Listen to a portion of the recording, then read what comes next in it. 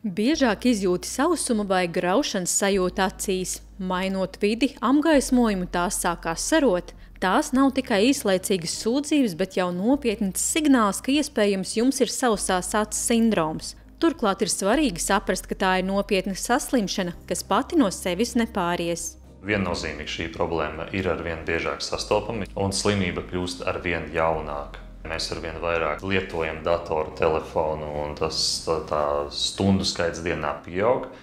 Pēc jaunākajiem pētījumiem ir pierādīts, ka cilvēka vidējais mirkšķināšanas biežums ir 15–12 reizes minūtē. Ja mēs izmantojam datoru, tad šī mirkšķināšanas frekvence var samazināties līdz pat 3 reizēm minūtē. Un ja cilvēks mirkšķina retāk, kas notiek ar acis virsmu, teorētiski tā kļūst arvien sausāka un arvien vairāk iekaisusi.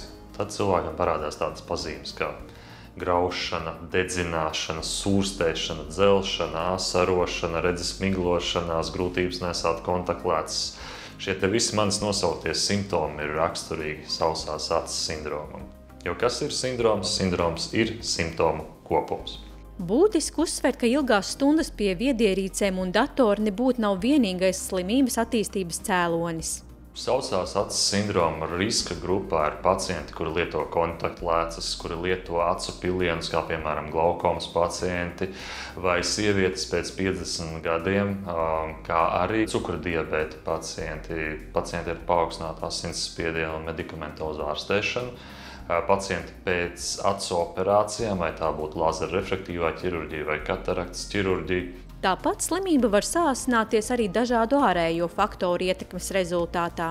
Sausās acis sindroms visvairāk sāsinās noteikti ziemā, jo ir krasas temperatūras atšķirības cilvēkam izejot no siltas telpas ārā, kad ir mīnusi, vai teiksim, tās izteikts vējš, cilvēkam uzreiz sāk asarot acis. Tā ir vēl viena lieta, ko cilvēki īsti pacienti neizprot, kad kā man ir sausās acis sindroma diagnoze, bet man asaro acis, man taču viņas visu laiku ir slapjas, vai mitras, kā viņi saka. Bet tur ir tā lieta, ja, piemēram, cilvēkam no acu sausuma ir radušies jau defekti, mūsu ķermenis ar reflektori mēģina arvien vairāk un vairāk izdalīt asaras, lai kaut kādā veidā kompensētu šo sausumu. Sausās acis sindroms būtiski samazina cilvēka dzīves kvalitāti. Ikdienā šie simptomi ir traucējoši. Otrām kārtām redzes asums samazinās šiem cilvēkiem, un pie ļoti smagiem sausās acis sindromiem, kad trūkst asaru pacientam, tad jau var rasties tādas neatgriezeniskas izmaiņas acis virsmā. Var parādīties rētas, kas būtiski iespaido redzi, un cilvēks pavisam var zaudēt redzi, ne tikai redzi, var zaudēt arī aci. Tātad katram rekomendējams nesamierināties ar sūdzībām, apzinoties, ka slimībai progresējot, tā var atņemt redzi pilnībā. Šodien sausās acis terapijā tiek pielietotas vairākas ārstniecības metodes. Es teiktu, ka nav tādas labākās ārstēšanas, jo katram pacientam ir individuāla pieeja. Katram pacientam ir, šī sausā acis sindroma subtips, jo, piemēram, vienam pacientam sausās acis sindroms var būt no kontaktlēcām, citam no pēcoperācijas, vai arī citam pacientam dēļ šī ilgstošās skatīšanās datorā vai darbam ar datoru. Un tāpēc ir jāsaprot cēlonis. Tāpēc rūpēs par mūsu pacientu labsajūtu. Latvijas Amerikas Acu centrā darbojas sausās acis kabinets ar modernākajām diagnostikas metodēm, un mums ir iespēja saprast, kāds ir sausās acis sindroms pacientam, un līdz ar to mēs varam pielāgot labāko iespējamo ārstēšanu pacientam. Jaunākā Latvijas Amerikas Acu centra filiāle, kurā ir izveidots sausās acis kabinets, atrodas Rīgā, Tirdzniecības centra mols 2. stāvā. Mums Latvijas Amerikas Acu centrā, Tirdzniecības centrā mols, ir izveidots sausās acis kabinets. Šeit tiek veikta diagnostika, kur veicam daudz dažādus mērījumus. Viens no tiem ir uz SBM sistēmī IDRA iekārtas. Ar šo izmeklējumu palīdzību mēs nosakām asaru plēvītes kvalitāti, mirkšķināšanas kvalitāti, meiboma dziedzers apskatāmies un tad novērtējam, vai iegūtie mērījumi ir normas robežās vai ir sausās acis sindroma pazīmes. Šeit mēs vēl uz tierlabu iekārtas mēram asaru osmolaritāti. Kad ārstam ir iegūta pilna redzes diagnostikas aina, viņš var pacientam piemeklēt atbilstošāko terapijas metodi, un viena no pēdējām inovācijām ir meiboma sildīšanas maska. Sausās acu terapijā mēs izmantojam SBM sistēmī aktīva masku, un ar šīs maskas palīdzību tiek sildīti un masēti acu plakstiņi, lai atvērtos meiboma dziedzeri. Jo reizēm sausās acu sindroma iemesls ir aizprostoti meiboma dziedzeri, un šīs masāžu procedūra palīdz šos dziedzerīšus atvērt. Tas rezultāts ir katram pacientam ļoti individuāls. Citiem jūtamas ir izmaiņas jau pēc pirmās reizes, citiem ir nepieciešams vēl tās atkārtotās procedūras. Ir paredzēts, ka procedūra veic 4 nedēļas, 1 reizi nedēļā. Un pēc tam pēc 60 dienām veic atkal atkārtotu terapiju. Sausās acu sindroms radītā simptomātika nav tikai mazsvarīgs sūdzību kopums, tas būtiski var ietekmēt tavu dzīves kvalitāti un pat redzi kopumā. Pašārstēšanās nav risinājums, jo jānosaka patiesais sausās acu sindroma cēlonis, ko varēsiet īstenot sausās acu kabinetā Latvijas Amerikas acu centrā filiālē MOLS. Tāpat MFD veselības punktā MOLS pacientu ērtībai pieejami dažādi pakalpojumi, kā ginekologa konsultācijas, procedūras, internista konsultācijas, ultrasonogrāfijas izmeklējumi, ārstnieciskās masāžas un fizioterapija gan pieaugušajiem, gan bērniem, kā arī podologa pakalpojumi.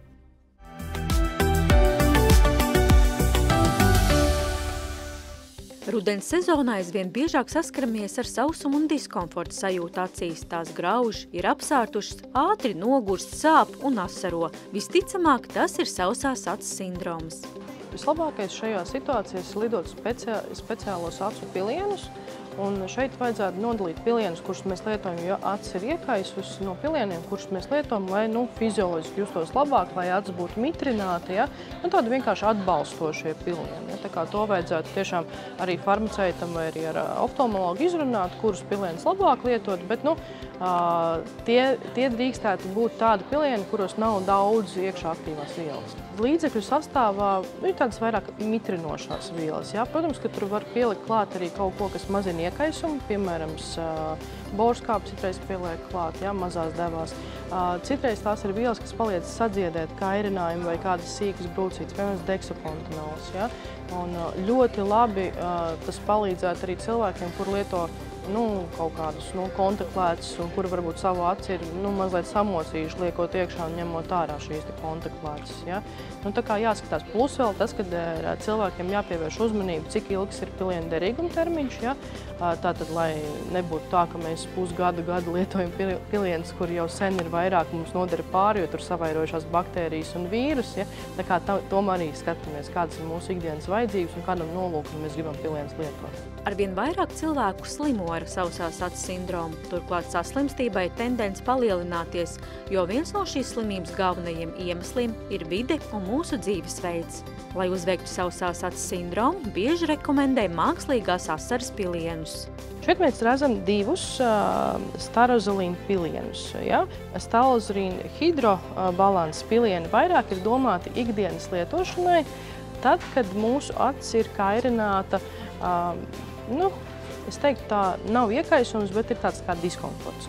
Mēs esam ilgstoši sēdējuši pie datora, vai mēs esam bijuši ārā un strādājuši un bijis vējains laiks, un mūsu acis varbūt ir sapūstas. Tad šie pilieni var ļoti labi palīdzēt mitrināt aci.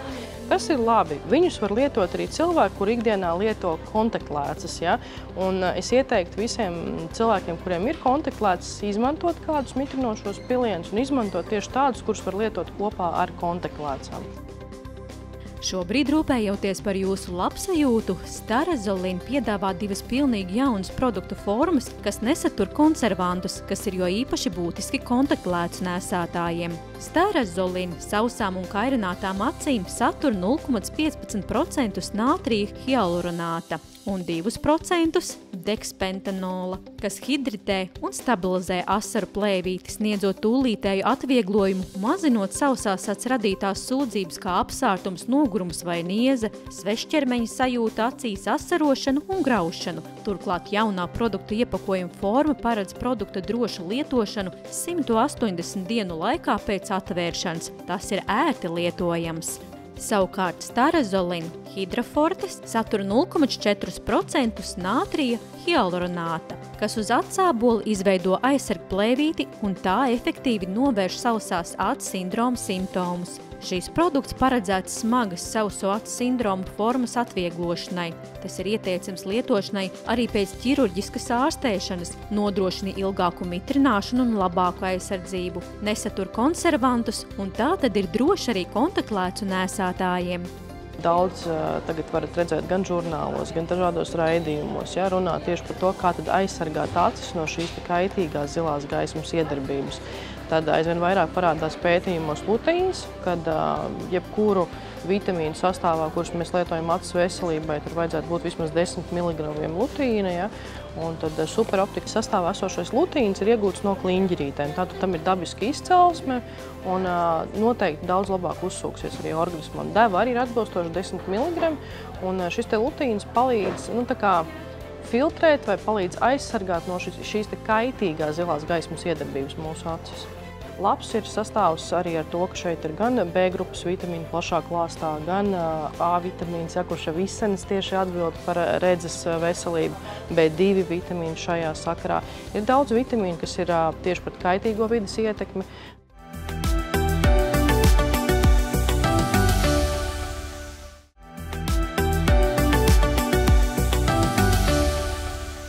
Centrālās statistikas pārvaldes dati parāda, ka katra 4. sieviete vecuma no 18 līdz 74 gadiem ir pieredzējusi fizisku vai seksuālu vardarbību. Tomēr jāņem vērā, ka statistikas dati iespējams neataino patieso skaitu.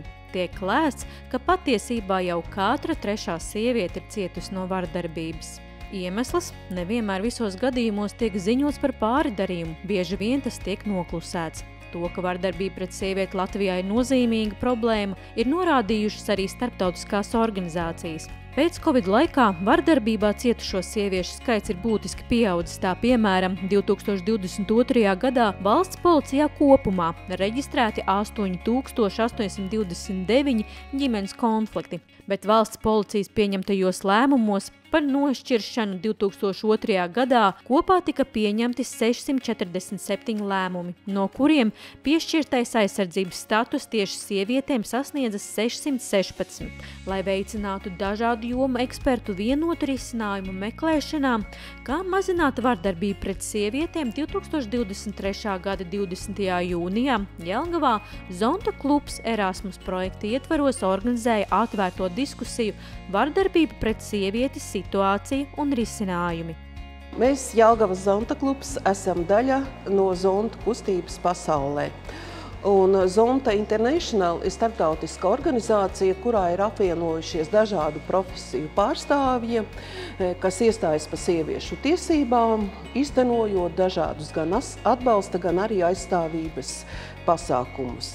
Un Zonta visā pasaulē iestājas par tādu pasauli, kurā sievietēm ir tiesības, kurā sievietes var brīvi īstenot savu potenciālu un var īstenot savas dažādas karjeras un arī sociālās un ekonomiskās iespējas. Protams, Zonta iestājas pret vardarbību pret sievietēm un arī pret meitenēm. Tāpēc esam inicējušas un uzsākušas īstenot Erasmus Plus projektu sadarbība izpratnes veicināšanai par vardarbību pret sievieti. Zonta klubs projekta ietvaros veic aptauju, kas atspoguļoja sabiedrības attieksmi pret vardarbību. Jāsaka, ka tad, kad mēs domājam vardarbība, bieži tiek runāts tikai par fizisko vardarbību, bet pirmie aptaujas dati liecina, ka 3/4 no visiem respondentiem, kas šobrīd ir atbildējuši uz anketas jautājumiem, ikdienā piedzīvo emocionālu vardarbību. Puse verbālo un 40% fizisko vardarbību. Jāsaka, ka starp atbildēm ļoti bieži ir minētas tieši mobbings darba vietā un arī parādās iezīmējas jauna problēma – vardarbība pret senioriem. Zonta kluba rīkotajā diskusijā tika piesaistīti dažādi eksperti, kas norādīja ne tikai uz vardarbību kā tādu, bet tās atstāto ietekmi ilgtermiņā. Man kā psihiatrijas pārstāvēja psihiatrei ir bezgala liela izpratne par vardarbības sekām tālāk, kas notiek ar cilvēkiem, jo ir pierādījuši gan pētījumi, gan ikdienas darbā. Es redzu, ka sievietes, kuras ir cietušas no vardarbības savas dzīves laikā, pēc tam cieš no psihiskajām saslimšanām 3 reizes biežāk kā pārējās sievietes. Un tās ir depresijas, pēctraumātiskais stresa sindroms, arī šizofrēnija attīstās. Un, protams, pēc tam šīm sievietēm ir vajadzīga medicīniskā palīdzība ļoti ilgstoši, un tas ir bezgala dārgi. Būtiski atzīmēt, ka sabiedrība nepievērš pietiekami lielu uzmanību emocionālajai vardarbībai, kas patiesībā atstāja tikpat lielu postu kā fiziskā, jo emocionālā vardarbība ir jebkurš verbāls, emocionāls un psiholoģisks aizskārums, piemēram, regulāra kritizēšana, noniecināšana un draudu izteikšana, draudēšana ar fizisku vai seksuālu vardarbību, draudēšana ar bērnu atņemšanu un citām domu un sajūtu ietekmējošām pazīmēm. Runājot par vardarbību attiecībā pret sievietēm, noteikti ir jāpiemina arī veselības aprūpes jautājums. Atsaucoties uz Latvijas aptiekas veikto aptauju iedzīvotāju vidū, mēs redzam, ka vairāk kā 60% cilvēku atzīst, ka pēdējā laikā, pēdējo 6 mēnešu laikā, jo īpaši vairāk kā 60% ir saskārušies ar stresu, spriedzi, nervozitāti.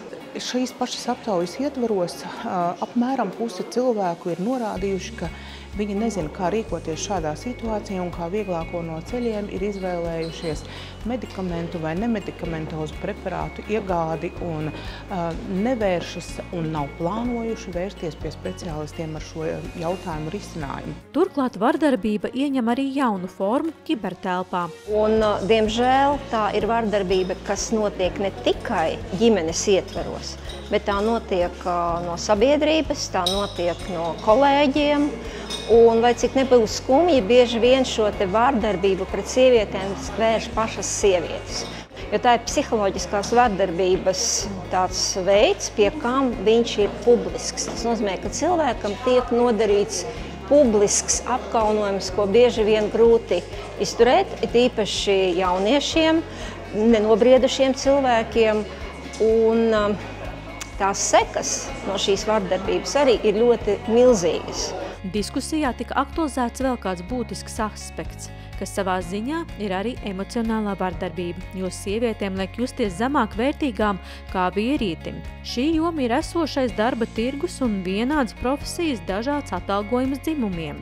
Ja mēs skatāmies Latviju, tad Latvijā ir 2 reizes vairāk sievietes ar augstāko izglītību kā vīrieši. Bet, ja mēs paskatāmies algu, kādu sievietes saņem salīdzinot ar vīriešiem, tad gan privātajā, gan arī valsts sektorā sievietes alga ir zemāk vidēji. Labklājības ministrija saskaņošanai nodevusi likuma projektu, kas paredz ratificēt Eiropas padomes konvenciju par vardarbību pret sievietēm un vardarbību ģimenē, novēršanu un apkarošanu, jeb tā dēvēto Stambulas konvenciju, kuras mērķis ir aizsargāt sievietes no jebkādas vardarbības un novērst vardarbību pret sievietēm un vardarbību ģimenē.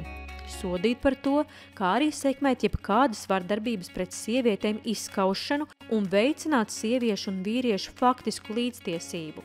Jā, Zonta International ir piedalījusies konvencijas izstrādāšanā, jo mēs esam dalībnieki Eiropas padomes konferencē starptautiskajām nevalstiskajām organizācijām. Un kāpēc šī konvencija, Eiropas padomes konvencija par vardarbības novēršanu pret sievietēm un vardarbību ģimenē ir svarīga? Tas ir tāpēc, ka šis ir pirmais starptautiskais dokuments, kurā tiek runāts par vardarbību ģimenē. Līdz šim ir valdījuši daudzi stereotipi un pieņēmumi, ka vardarbība ģimenē ir cilvēku pašu iekšēja lieta. Bet statistika rāda, ka lielākā daļa vardarbības gadījumu tiek paveikti tieši no ģimenes locekļiem. Tie ir dzīvesbiedri vai bijušie partneri, Un šis ir pirmais dokuments, kurā tiek definēta vardarbība ģimenē un kurā ir izstrādāts standartu kopums, kā ar to cīnīties, kā aizstāvēt upuri. Un tādēļ ļoti gribētos, lai Latvija pēc iespējas drīzāk ratificētu šo konvenciju, jo tas ir nopietns politisks signāls, ka jebkura sieviete Latvijā tiek aizsargāta no vardarbības, un tas ir arī instruments, lai izstrādātu juridiskos dokumentus un palīdzētu tos ieviest dzīvē. Un tomēr, ja runājam par vardarbību, tā joma, kas apdraud sievietes dzīvību, ir fiziskā vardarbība, kas ir jebkurš fizisks aizskārums, piemēram, stingra satvēršana, raustīšana, purināšana, sišana, spēršana, pļaukāšana, žņaukšana un citas fiziskās darbības veikšanas. Satraucošākais ir tas, ka pēdējos gados šī baisā statistika, kad sievietes meklē palīdzību, jo ir cietušas, ir pat dubultojusies. Sabiedrībā joprojām bieži dzirdams mīts, ka vardarbības aktu izraisa cietušā upura uzvedība, un tā nav patiesība.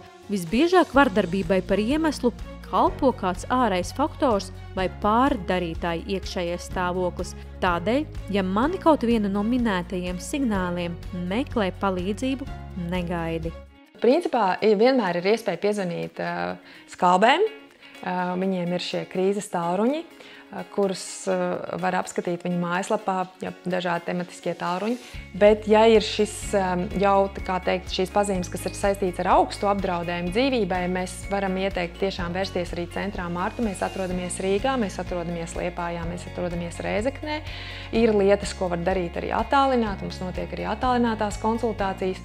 Un var vērsties arī vietējos pašvaldības sociālos dienestos, ja ir pietiekoša uzticamība šīm institūcijām, un tur noteikti viņi arī piedāvās speciālistu palīdzību, jo jau ar 2015. gadu valsts finansē un atbalsta gan jurista konsultācijas, gan psihologa konsultācijas, gan sociālā darbinieka konsultācijas, neskatoties uz to, vai tu esi maznodrošināts vai nē. Vardarbības gadījumos tev šīs rehabilitācijas pakalpojums pienākās.